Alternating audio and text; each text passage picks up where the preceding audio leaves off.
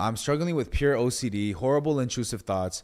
How would God judge me on my intrusive thoughts? Me and my ex want to get back together, but my horrible intrusive thoughts about her and others make me feel unable.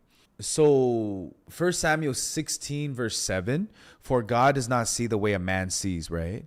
You look at the outward appearance. God says, I look at the heart. Jeremiah 17 verse 10 also, I the Lord searcheth the heart to try its reins, to give every man according to his own doings. When you think about this, Satan will plant thoughts and evil hearts. That's why they're called intrusive thoughts, right? So you're not technically sinning if you have those evil thoughts. It's when you agree with those thoughts. It's when you take ownership of those thoughts. That's when it becomes a sin.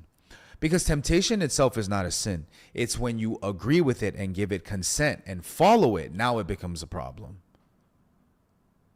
Understand what I'm saying? Right? So thoughts come and go. They shouldn't be like your identity, if you will.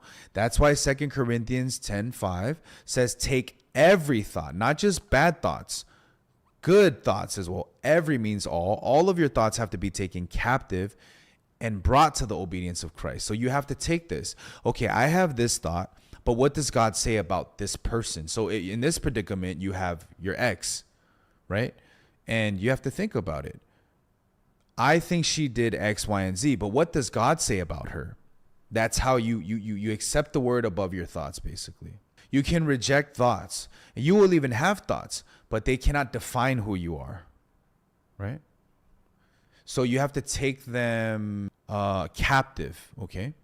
I would say taking thoughts captive, bringing them to the obedience. What does the word of God say versus what does your feelings say? Feelings change, God remains. The word of God stays the same. It never changes. So you can bet on that. You can bank on that.